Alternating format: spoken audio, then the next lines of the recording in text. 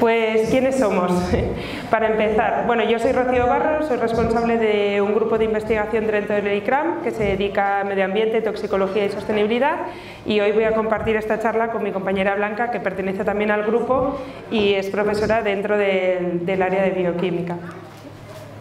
Bueno, también comentar que lo que voy a presentar hoy no son solo resultados, pues eso, que hayamos hecho nosotras de manera individual, sino que ha sido un trabajo en equipo.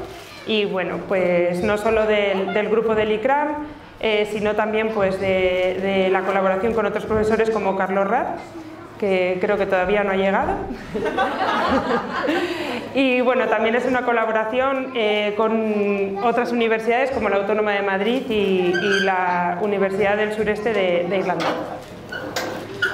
Bueno, ¿de qué vamos a hablar? Vamos a hablar, pues... A ver, es que es un poco de lío lo de los con las dos manos, ¿eh? Bueno, vamos a hablar de cómo podemos limpiar los suelos y las aguas. Yo, en principio, voy a empezar contando un poco, pues, sobre todo qué es el suelo, ¿no?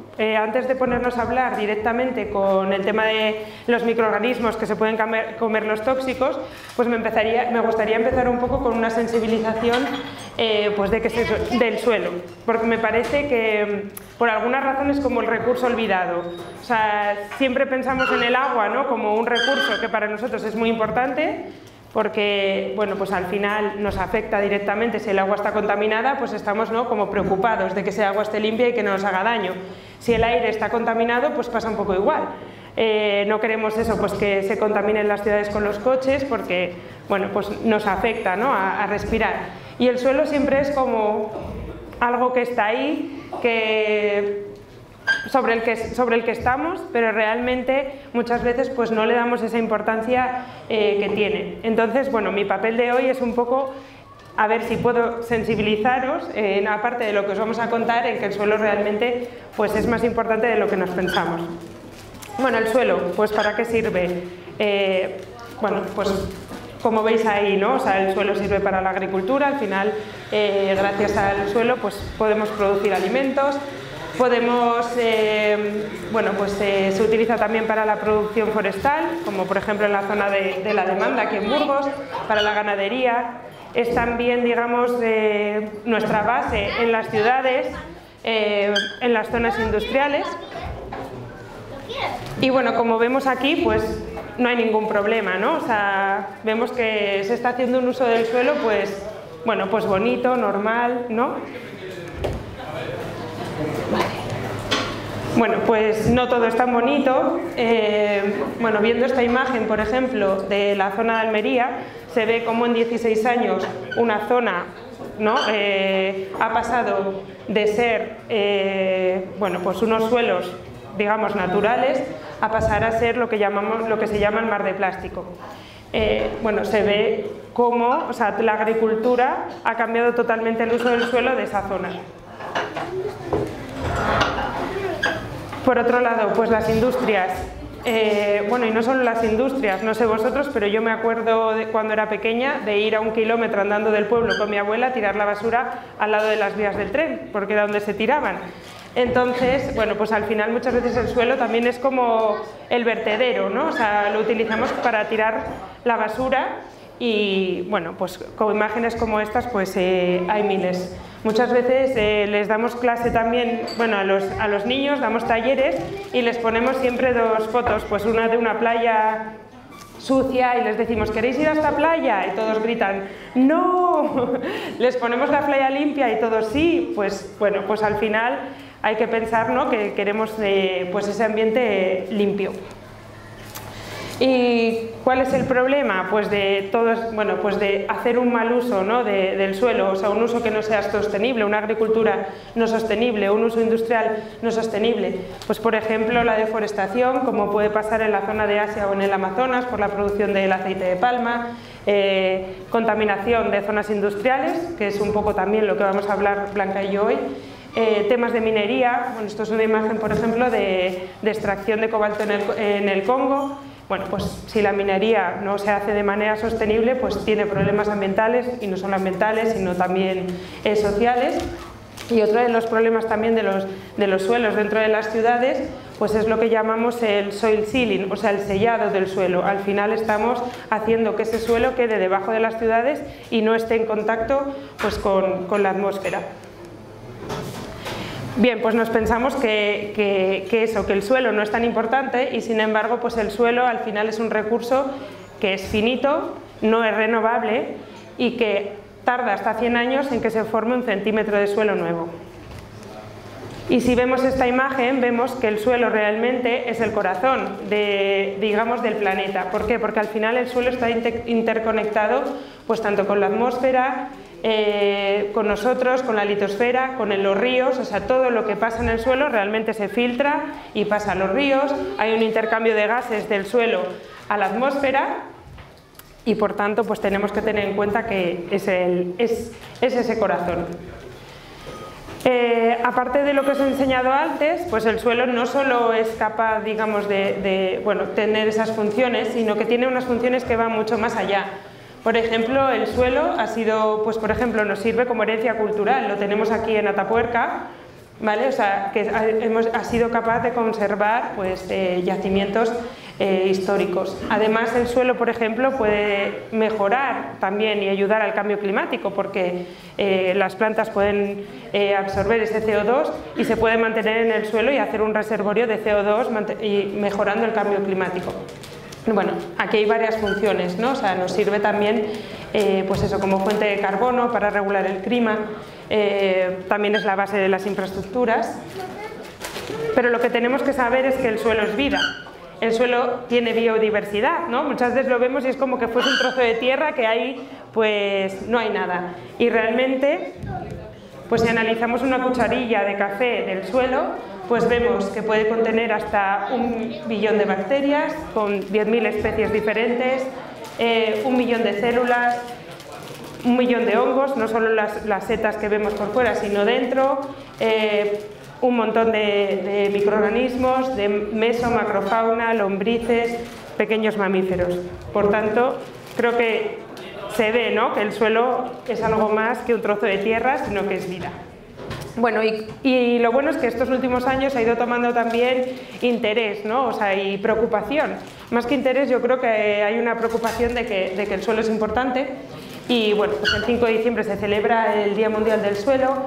La FAO tiene la Global Soil Partnership para intentar trabajar en mejorar esto. Y la Unión Europea ha definido 5 misiones, que bueno, pues una de ellas es cáncer, otra de ellas es el agua, cambio climático, CO2 y una de ellas es el suelo, ¿vale? La salud del suelo. De ahí se ve pues la importancia que tiene.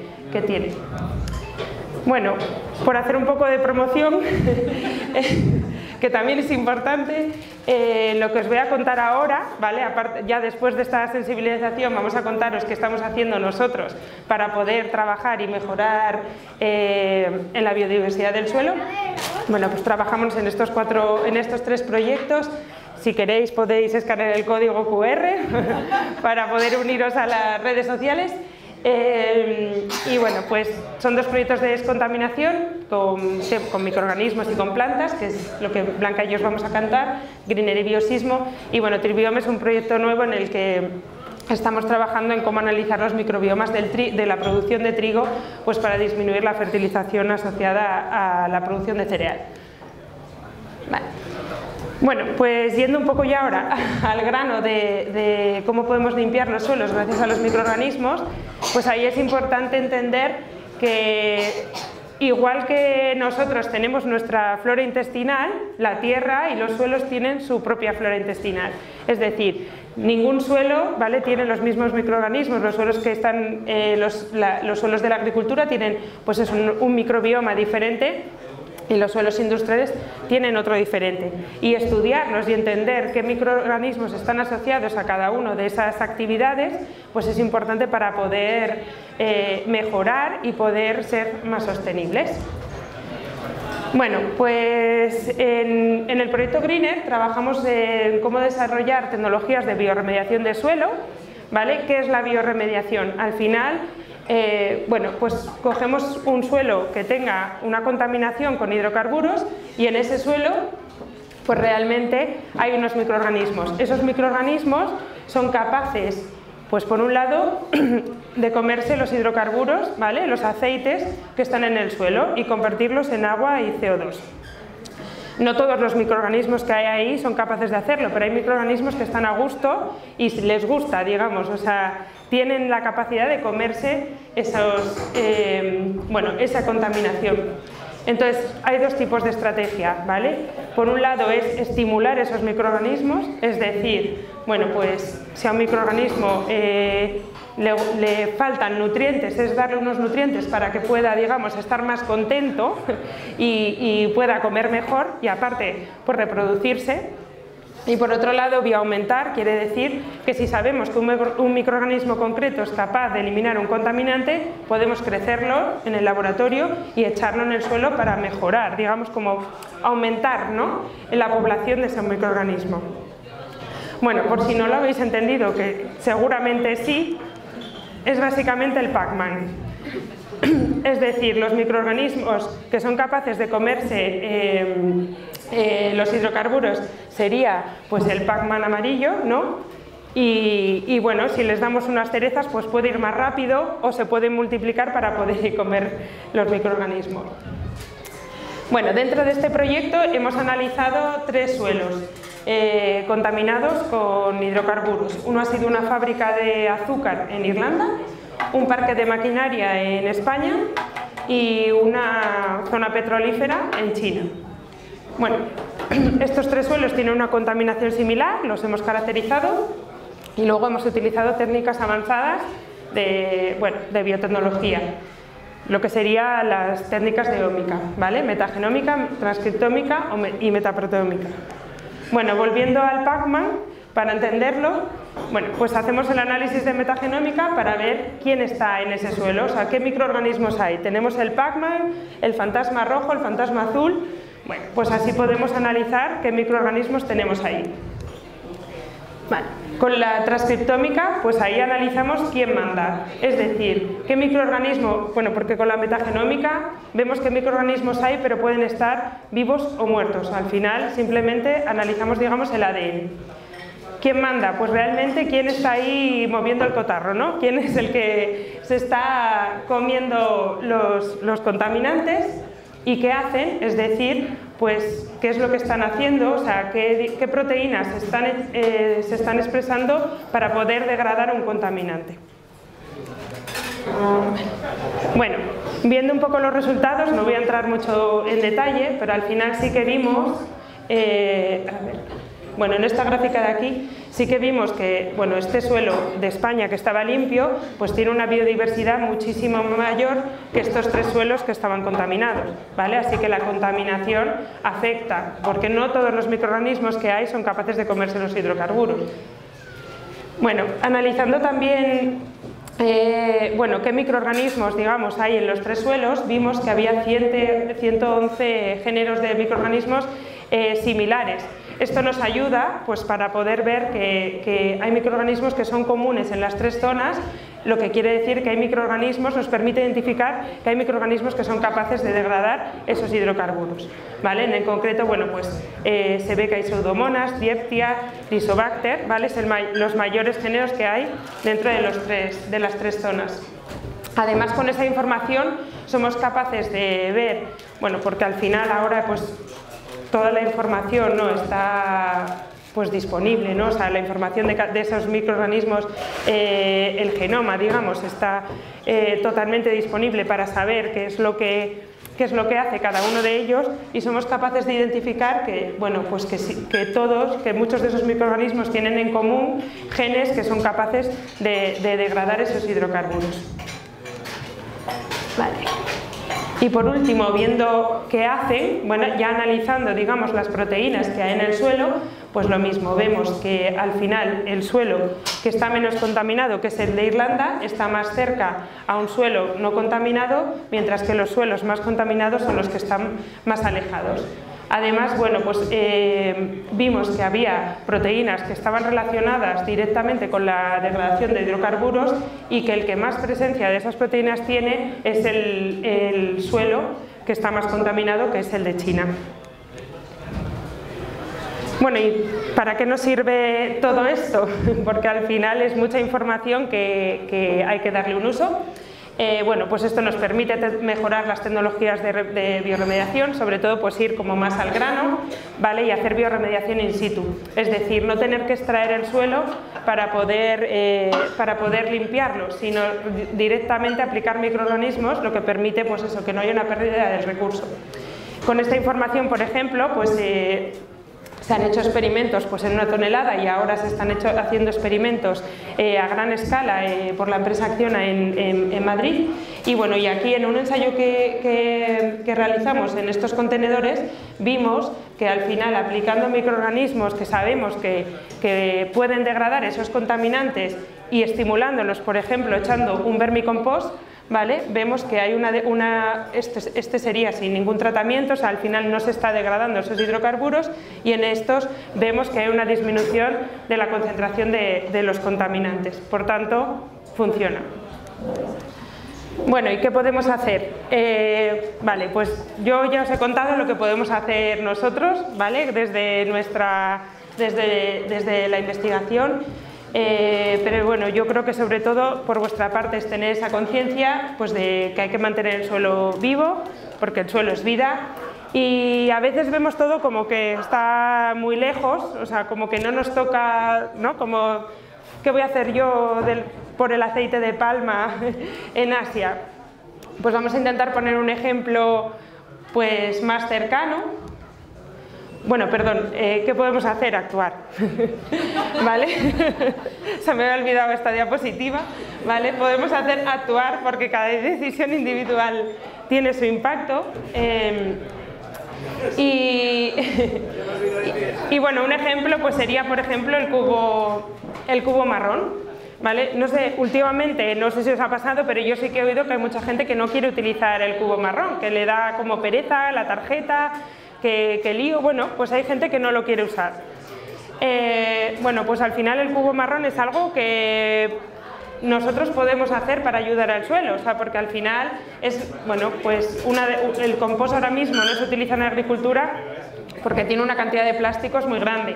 Entonces, esto puede ayudar pues, bueno, a que se pueda aplicar en la agricultura. Al final, el compost pues tiene una cantidad de microorganismos muy grandes y yo creo que es importante. Bueno, pues como veis además eso en esta imagen, pues al final el compost puede ayudar a esa absorción de nutrientes, bueno, proporciona materia orgánica, o sea, mejora, digamos, las propiedades del suelo y mejora que ese suelo pueda estar vivo. Y bueno, con esta parte yo he terminado con la parte de suelos, así que le paso el micrófono a Blanca. Bueno, ¿os ha dado tiempo a pedir? ¿Sí? Venga, pues seguimos.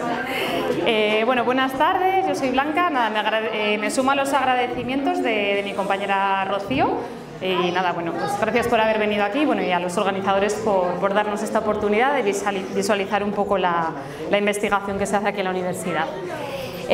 Pues nada, yo siguiendo un poco con lo que os ha contado Rocío, voy a hablar de la parte de aguas, que bueno, está pues completamente relacionada con los suelos, como ya os podréis imaginar, que es verdad que tiene como más visibilidad el agua contaminada, ¿no? Muchas veces tenemos un agua sucia, un río que está sucio, etcétera, pues que el suelo, como bien ha dicho ella. Pero bueno, hay muchas cosas aquí que no se saben y que vamos a intentar pues descubrir. Vale. Bueno, voy a poner primero como ejemplo nuestro querido río Arlanzón, bueno, y nuestro río Vena, nuestros ríos de aquí de Burgos, que son un ejemplo, no es por nada, de biodiversidad, de ríos limpios. Y bueno, ¿por qué están limpios? ¿Por qué nuestros ríos están tan limpios y son un ecosistema tan bien conservado? Bueno, será por los planes de depuración, por la gestión, por supuesto, que haga el ayuntamiento, pero el secreto está, pues aquí lo podéis ver, en las fotos, en los laterales. ¿Qué es lo que más veis en el río, aparte del agua? La vegetación, las plantas, ¿vale? Bueno, pues un secreto de por qué muchas veces el agua está tan cristalina, está tan limpia, es gracias a que las plantas tienen capacidad de depuración. Entonces, en esta segunda parte vamos a hablar de una cosa que se llama fitorremediación, ¿vale? Es decir, limpiar, depurar aguas gracias a las plantas. Vale, esto ya me lo habéis contestado. Bueno, ¿qué es la fitorremediación? Pues muy fácil. Es la capacidad que tienen algunas plantas. No os imaginéis solamente las plantas estas que están en la ribera, los carrizos, que todos seguro que conocéis, incluso los lirios, que también sirven para depurar, también los árboles, muchas veces tienen capacidad de filtrar a través de sus raíces diferentes contaminantes, ¿vale? Pues hidrocarburos, también como ha comentado Rocío en el caso de los suelos, son capaces de retener metales pesados, ¿vale? Que es lo que vamos a explicar un poco más tarde, antibióticos, todo tipo de contaminantes, ¿vale? Que os podéis imaginar. Entonces, esas plantas, cuando están en contacto, en este caso con el agua, lo que hacen es, pues en esa zona de las raíces, pues o bien lo retienen, ¿vale? O bien lo llevan a la parte de arriba, en el caso de los árboles a través de los troncos, y lo estabilizan en las hojas, bueno, en diferentes órganos, ¿vale? Pero estas plantas no están solas. Nuevamente tenemos a los microorganismos, que ya os ha contado Rocío, pues que se comen pues los contaminantes. De hecho es su comida, es lo que necesitan, pues como nosotros comemos día a día, ¿vale? Entonces tenemos por una parte plantas, pero también vamos a ver que las plantas no están solas limpiando, sino que están esos microbios. Bueno, un poco por hablar del problema, de la problemática, ¿vale? Que nos encontramos. Según diversos informes europeos, cada vez hay más concienciación, menos mal, igual que os decía antes Rocío con los suelos, en las aguas también se está haciendo bastante, políticas, que algunas se cumplen, otras pues son solamente simples brindis al sol, pero bueno, por ahí van las políticas. Entonces, se sabe que muchas masas de agua europeas, tanto ríos superficiales, ¿vale? Distinguimos superficiales y aguas subterráneas, están todavía muy contaminadas dentro de Europa, ¿vale? Por pues, metales, hidrocarburos, diferentes tipos de contaminantes. Y están tratadas insuficientemente. Entonces aquí tenemos un problema, no solamente medioambiental, sino también un problema de salud, porque en algunas ocasiones nos pueden llegar los contaminantes a través, por ejemplo, de la agricultura, de esas aguas de riego que pueden acabar llegando a lo que consumimos, que de hecho pasa con algún metal, ahora lo vemos. Bueno, y esto es un mapa actualizado de cómo está a día de hoy la situación de las aguas en Europa. Veis que en rojo pues está la cosa bastante chunga, ¿vale? Sobre todo en Centro Europa, pues tiene que ver bastante pues, con toda la industria que se ha movido por allí, etcétera. Y aquí Castilla y León pues también está un poco regular, ¿vale? Pues tema pues, probablemente hidrocarburos, alguna zona quizás de minería, etcétera. Vale, en lo que os voy a contar ahora de lo que se hace aquí en la universidad está relacionado con el agua subterránea y con la contaminación por metales, que es un problema bastante grande dentro de ese mapa europeo. Ahí hay un porcentaje bastante grande. ¿Vale? Aquí veis pues una foto de pues todos los peces aquí muertos, un afloramiento de un agua subterránea que aquí probablemente tenga hierro, tenga metales en exceso, ¿de acuerdo? Entonces vamos a ver qué se puede hacer para arreglar esto y que se hace pues, a nivel real en el laboratorio. Os contaba antes, por ejemplo, el caso del cadmio, no es para alarmar, ¿vale? Tampoco hay que irse de aquí con miedo. Pero bueno, sí que es verdad que los datos de las agencias europeas de medio ambiente están cada vez sacando más informes. Por ejemplo, el cadmio es un metal que se ha utilizado en muchos fertilizantes además que se extraen de la roca, tipo fosfato, ¿vale? Entonces estos fertilizantes pues acaban llegando a los terrenos agrícolas, se quedan en el suelo, pero también pueden pasar al agua. Entonces al final, ¿qué ocurre? Que pueden acabar llegando a la cadena trófica y de hecho, bueno, aquí esto está en inglés, pero os cuento que en Francia hay un porcentaje muy grande de la población que excede los límites de este metal en su dieta, en su consumo en la dieta. Es bastante alarmante. ¿De acuerdo? Entonces, bueno, pues no es un problema menor y por eso hay que atajarlo. Entonces, tenemos el problema que ya está muy bien definido. Podemos aportar diferentes soluciones. Las soluciones que ha habido hasta ahora son soluciones que llamamos basadas en la tecnología pues más convencional, ¿de acuerdo? Pues métodos físico-químicos que al final pues añaden más problemas, más químicos quizás a veces, ¿de acuerdo? Entonces, la alternativa pasa, que es lo que queremos aquí recalcar y que es lo bonito, tecnologías sostenibles basadas en, no sé si habéis escuchado alguna vez, seguramente que sí, soluciones basadas en la naturaleza, ¿de acuerdo? Que están basadas pues, en microorganismos, en plantas, lo que ha avanzado antes Rocío, en la biotecnología, hacer uso de recursos naturales. Y que luego, bueno, vamos a relacionar un poco con este concepto de la economía circular, que luego os pregunto a ver quién sabe lo que es esto de la economía circular, que ahora está muy de moda, pero a ver si alguien sabe exactamente lo que es. Aquí algunos lo saben bastante bien, ¿no? Bueno, entonces, por ejemplo, os voy a contar, tampoco me voy a meter en mucho detalle, pero ¿qué soluciones biotecnológicas o basadas en la naturaleza hay? Las que utilizan plantas y microorganismos, que se llama fitorremediación. Las que utilizan algas, ¿vale? Que también se pueden utilizar algas para limpiar contaminantes, que eso se llama fico con C, remediación. Luego también hay grupos que están especializados en utilizar bacterias que generan, o de alguna manera, electricidad, o sea, técnicas bioelectroquímicas, que también pueden ayudar a descontaminar ciertos pues, hidrocarburos, por ejemplo, o metales. Combinar estas tecnologías, ¿vale? Bueno, aquí yo he resaltado esto porque es lo que os voy a contar más a fondo ahora, la fitorremediación que hacemos aquí. Y lo bueno de todo esto es que, además de ayudar a limpiar los contaminantes, algunas de estas tecnologías sostenibles sirven incluso para producir energía eléctrica, ¿de acuerdo? O incluso generar, pues recuperar metales, por ejemplo, que también se puede hacer. Entonces, bueno, por ahí va un poco alguna pista del concepto que os voy a preguntar después. Bueno, vale, esto ya os lo he avanzado. Las plantas no trabajan solas, ¿vale? En el suelo, en combinación con ese soporte vital, en la zona de las raíces sobre todo, pues hay toda una, pues si usamos una lupa, pues hay toda una diversidad de microorganismos, no solamente de bacterias, también de hongos. Hay que tener cuidado porque no todos son buenos, ¿vale? Está el bueno, el feo y el malo. Algunos pues son beneficiosos, la mayoría de ellos, algunos son patógenos cuando se les añade externamente, entonces pues eso también, cuando se trabaja con estas tecnologías de fitorremediación hay que tenerlo un poco en cuenta. ¿Vale? Y bueno, pues esto más o menos ya lo hemos contado. La mayoría de esas bacterias que están ahí, bacterias y microorganismos, sí que son beneficiosas para las plantas.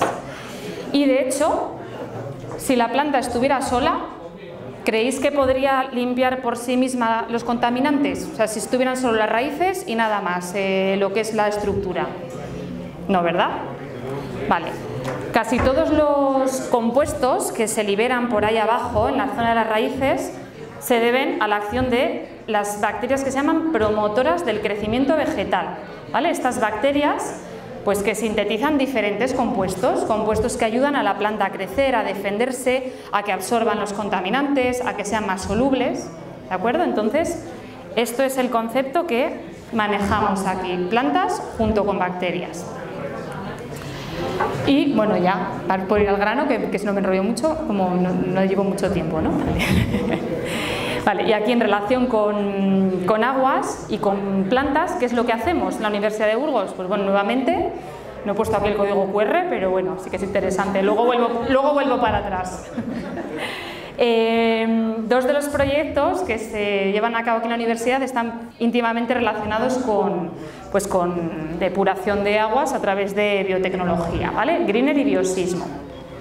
En concreto, en la parte de aguas, nosotros trabajamos con un agua que procede de una antigua minería de Bélgica, ¿vale? De un agua subterránea que está muy contaminada con muchos metales, arsénico, cadmio, hierro, zinc, bueno, pues estos que tenéis aquí, y que están por encima de los niveles permitidos en la ley, ¿de acuerdo? Entonces hay que intentar reducirlo.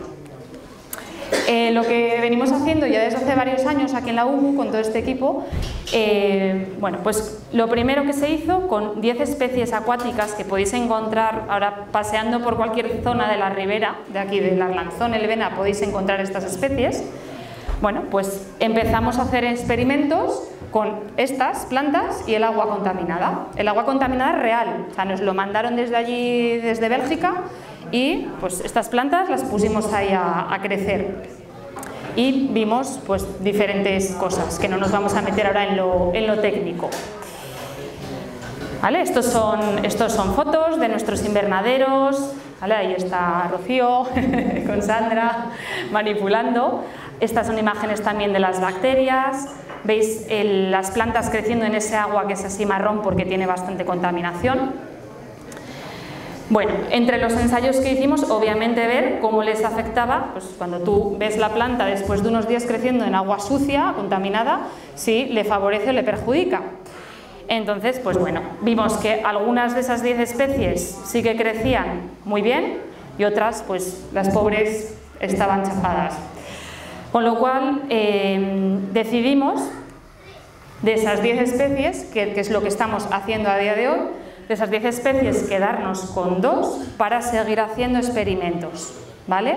Experimentos a nivel mesocosmos, que llamamos nosotros, o sea, como a una escala más grande, que aquí tenemos una foto de hace un par de meses. Y ya luego también por contaros, porque en estos proyectos europeos no estamos solos, aquí en la Universidad de Burgos trabajamos con muchos socios europeos y bueno, con unos de los socios con los que trabajamos, la idea es combinar la fitorremediación que os contaba con sus conocimientos de bioelectroquímica para incluso poder mejorar esa depuración de las aguas y además poder generar electricidad. Me seguís, ¿no? No os estáis aburriendo. Vale. Bueno. Y llegamos ya casi al final. Imaginaros que ya tenemos todas esas plantas que han funcionado muy bien y que han absorbido los metales, por ejemplo, a las hojas, ¿vale? Pues ahora vamos a ver qué se puede hacer con ellas. Y llegamos a ese concepto de la economía circular. ¿Alguien que me cuente, ¿sabéis lo que es la economía circular? Venga. Bueno,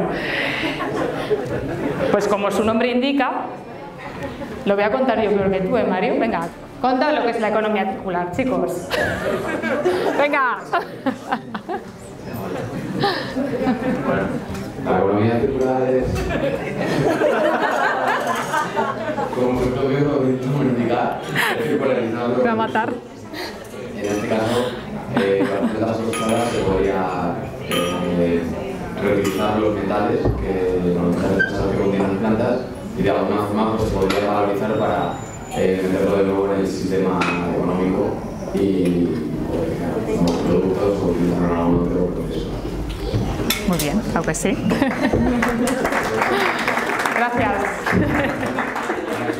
Gracias, Jesús.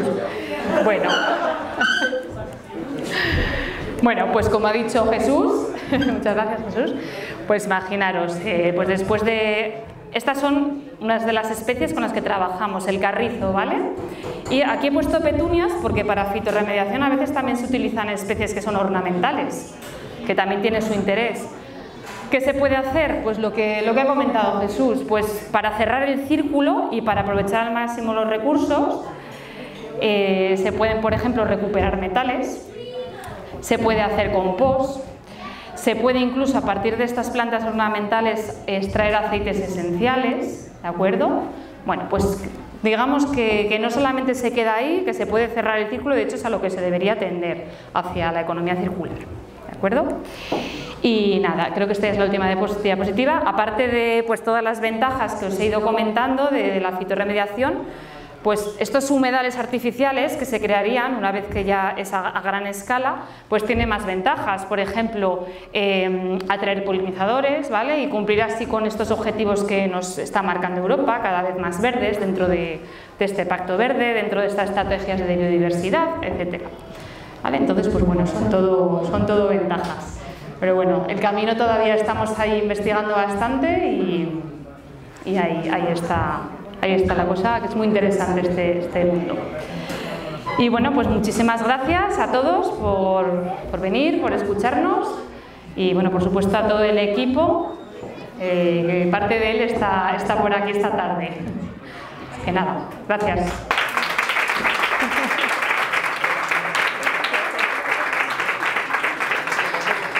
Y bueno, ¿os podéis acribillar a preguntas? Sí. Yo tengo una pregunta. ¿Sí? Las aguas regadas con cloro, con agua potable del grifo, las verduras que producen en mi huerto, ¿son relativamente buenas o razonablemente buenas? ¿O contaminación? ¿Se puede considerar contaminación del suelo porque matan algunos hongos, algunas bacterias o no le afecta? Yo creo que no se puede considerar contaminación porque no está por encima de los niveles que son tóxicos para las personas, incluso para los microorganismos que son beneficiosos. Entiendo. Sí, yo creo que además el cloro igual, o sea, más que digamos forme una contaminación en la verdura, o sea, yo creo que lo que hace es que se forme, pues eso, cloruro sódico, ¿no? Y se produzca una salinidad más del suelo, o sea, que digamos que el suelo sea más salino, o sea, pero no como un problema de contaminación hacia no creo. Gracias. Nada. ¿Alguna otra pregunta? En las plantas que has mencionado, la cosecha de las hojas, ¿cómo se recuperan luego los metales? Uy, eso ahí ya me has pillado. Eso pues sería incinerar, o sea, empieza todo por un proceso de incineración del material vegetal y después ya pues entiendo que con precipitaciones con ácidos, algo así más técnico. Ahí yo ya, mira, si estuviera Carlos Raz no está por aquí. Ah, ya he venido.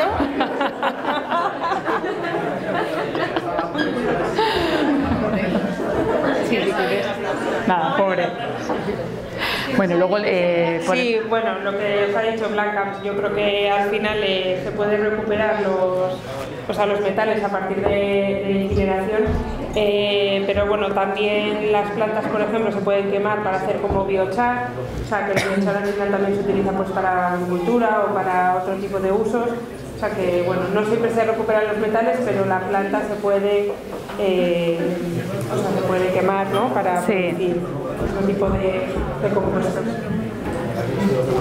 Sí, a ver, papá.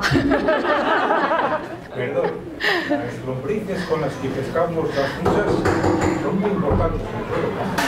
Sí. Eso es, cuéntalo lo del vermicompost. Sí, bueno, sí. Dice que las lombrices con las que pescan son muy importantes para el suelo. Y sí, vamos, de hecho, una de las gráficas que os he enseñado, utilizábamos vermicompost, que al final es producción de compost a partir de lombrices. Y bueno, vimos que es un compost que tiene muchísimos nutrientes y que ayuda, por ejemplo, pues eso, a que los microorganismos se estimulen para poder, por ejemplo, eliminar los contaminantes. Pero sí, vamos, las lombrices son súper importantes para el suelo. Yo tengo una pregunta. Madre. En un plan... Es seria, no te rías. Lo siento, José. En el proceso de bioremediación de una charca, por ejemplo, que esté contaminada, en términos temporales, ¿cuánto puedes tardar en arreglar esa charca? Porque entiendo que para que esas aguas vuelvan a estar limpias, todas las plantas tienen que filtrar ese agua. Por evapotranspiración ese agua vuelve a la atmósfera, vuelve a llover y vuelve a rellenarse la charca, digamos, ¿no? Este es el proceso. Estamos hablando de muchos años, ¿no? No. No. No. Contesta tú si quieres. No tiene por qué. De hecho, los experimentos que hacemos aquí, analizamos cuántos metales quedan en el agua, ¿sabes? Objeto de estudio, y cuántos metales se traslocan a la parte de los vegetales. Y en ocasiones que hemos visto, en un mes, para ciertos metales se puede limpiar. Claro, en condiciones estáticas, es verdad. Pero bueno, ahora tenemos el sistema piloto que lo está llevando nuestro compañero aquí, que le conoces, y que sí que tiene circulación y puede haber tiempos de remediación bastante más cortos. Entonces la planta es capaz de absorber metales sin absorber agua. Sí, bueno, o sea, sí que absorbe agua, pero la concentración de metales. A ver, mi pregunta es porque al final para que deje de haber metales ahí, tiene que chupar todo el agua, aquí es donde están los metales. Vale, sí. Entonces para que vuelva a haber sí que absorbe agua, claro, lógico. Agua limpia, sí, claro. Eso es. Claro. Sí. Qué técnico. Sí, básicamente al final depende, claro, no estamos hablando de que es un agua estática, estamos hablando que es un agua en movimiento. Entonces, bueno, pues ese agua también va circulando, o sea, al final, claro, o sea, llega un momento que la planta también se satura. O sea, se satura con la concentración de metales. Y la tienes que recoger. Claro, entonces esa planta no va a ser capaz de descontaminar. Pero los humedales, por ejemplo, artificiales que hay muchos, sí que están al aire libre y claro, o sea, cargan los acuíferos, de la parte de los acuíferos o de la lluvia. Últimamente no mucho porque no llueve mucho, pero el nivel del agua debería estar siempre parecido. Sí. ¿Está? Vale, bueno, pues nada. Muchas gracias a todos. Vale, venga, gracias.